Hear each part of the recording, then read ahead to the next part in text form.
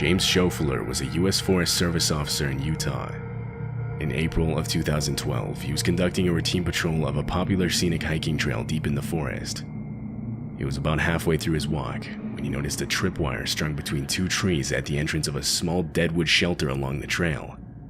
He followed the wire and was led to a ball made of rocks and sharpened sticks hanging in the air, which was set to fall when the tripwire was hit. After further inspection, another trap was found at a second entrance to the small shelter. This one was a bed of sharpened sticks placed facing upward in the ground. Again, a tripwire was set in front of it, which this time was pulled tight and would have forced a person to fall directly into the sticks. Police were called and informed of the dangerous and potentially deadly traps. Soon they would begin conducting interviews of hikers in the area within the last few days, and surprisingly, this would lead them to two teenagers. They would confess to setting them up, however they argued the traps were set for animals. Police would not buy this. The nature of the traps was clearly made for a person. Plus, they were set way too close to a popular hiking trail that receives a lot of traffic. More specifically, at the entrances to a small shelter, which easily would have attracted a curious child or unsuspecting tourist. In 2017, Ivan, a 30-year-old man from Russia, abruptly went missing on a solo hike in the Shatura district of Moscow. When he initially didn't come back, his family reported his absence to the police, and a search of the surrounding woods later commenced. But no results came from this search, and it was eventually called off with no findings whatsoever. Fast forward 2 years later to 2019, and a hiker in the same area called in to report the found remains of a human skeleton halfway buried under leaves. This human skeleton was later confirmed to be of Ivan. What makes the finding so disturbing, though, is what was found with the skeleton. Tied to the remains and nearby trees were multiple sets of handcuffs, locks, and chains. Ivan's tent was found close to the scene, leading police to believe he was attempting an isolated Houdini-type escape, chaining himself up and trying to free himself without any help, and that this ultimately went horribly wrong. One of his friends even later stated that this type of stunt was something he could see Ivan doing, as he would often practice survival skills in extreme conditions. But others believe Ivan was murdered, and that the crime scene was simply set up after the fact so that it would look like it was a tragic accident. Ivan's official cause of death hasn't been determined.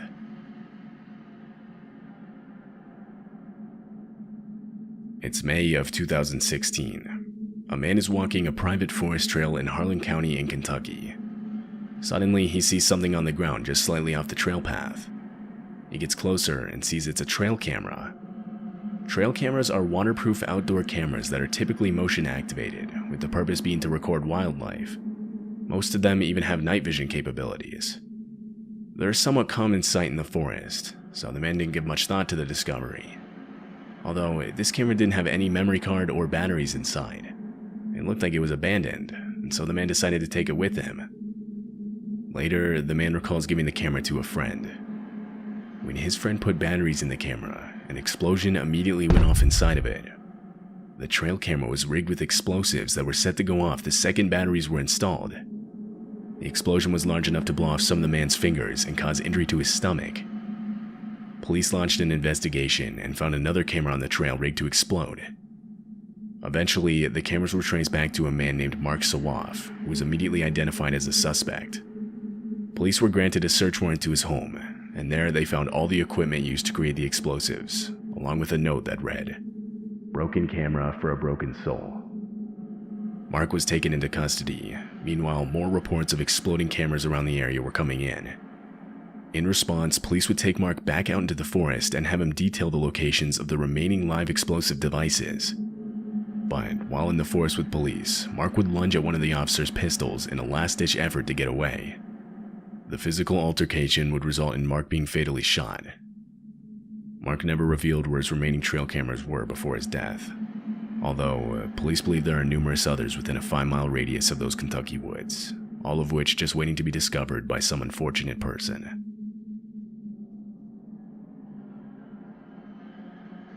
In July of 1968, a group of women were at a picnic table near their lake house at Lake Michigan.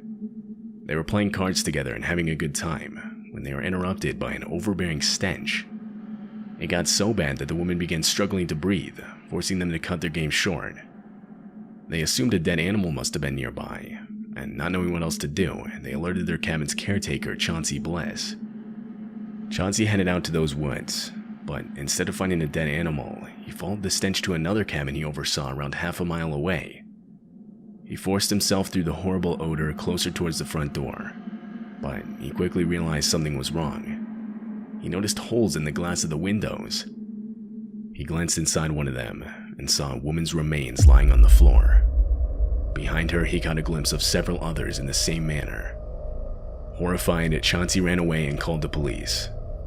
Police arrived at the scene, and a total of 6 bodies were discovered. It was every member of the Robeson family. No one had seen them in weeks, but the family had told others they were planning on a trip out of town, therefore no one questioned it. Police concluded that they had been killed at least a month earlier. Investigations into who could have done this didn't turn up much.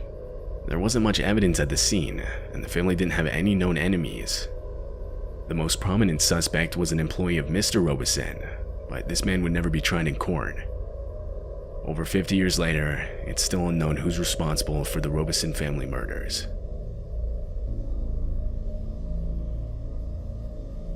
Matt Bell and a coworker were doing excavation work in the woods of Danville, Arkansas, when they came across a 32-pound old round ball in the ground. Matt thought it was an old cannonball from the Civil War and decided to take it home with him.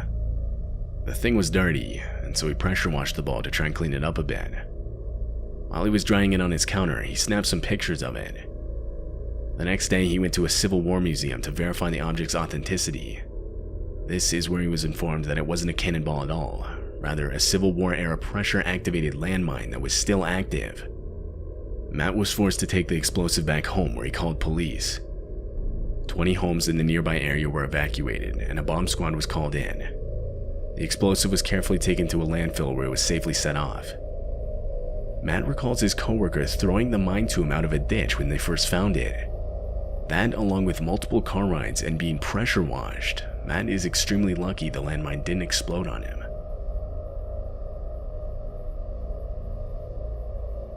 In July of 2016, a construction worker was doing routine maintenance on the right lane of a section of road on Interstate 985 located in Georgia.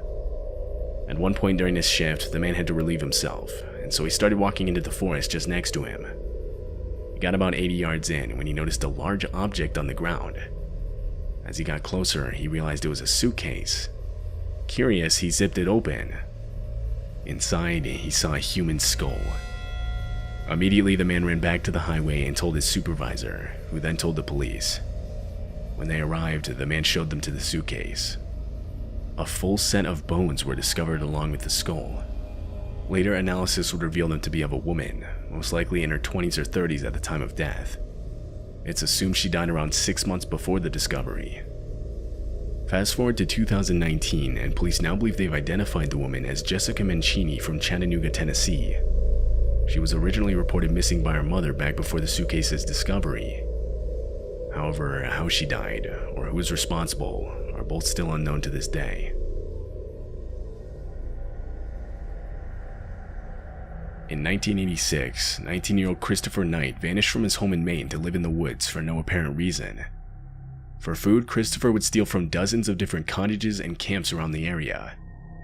During his break-ins, he would also take things like clothing, camping gear, propane tanks, batteries, and other stuff. People in the area were quickly made aware of his presence. Some even started intentionally setting out supplies for the guy just so he wouldn't break into their homes during the night. But even though his means of living were pretty well known in the area, if one thing was certain, he did not want to be found. Christopher went to extreme lengths to cover his tracks. For example, he would opt to never start a fire so that the smoke wouldn't reveal his camp's position in the woods. Winters would get extremely cold at around 10 degrees Fahrenheit, but still Christopher didn't start a fire, instead opting to cover himself in multiple sleeping bags. But as the years passed and security cameras became more common, Christopher's break-ins would eventually start showing up on security camera footage. Finally, 27 years after he left his home in Maine, he unknowingly tripped a surveillance sensor while routinely stealing food from a camp. Police were alerted and showed up to the scene. Christopher was still there, and the first human contact he had in years would be him being arrested. Police had finally found and caught the man responsible for thousands of burglaries in the area. Eventually, Christopher would show police his camp. It was filled with decades worth of stolen goods. Christopher was ultimately given 7 months in jail and 3 years probation.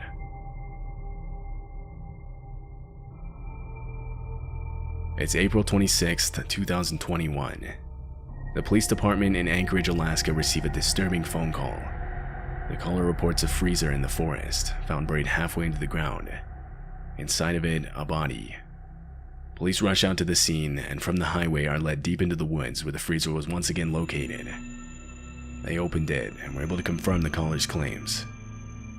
A few months later, police released more information about the finding.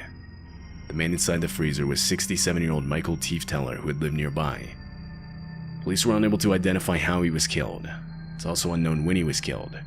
He lived an isolated life. The last time he was known to be alive was 3 years prior in 2018, so it really could have been anywhere in that time frame. Whoever did this hasn't been found, and with nothing to go off of, this case was classified as cold, essentially from the beginning.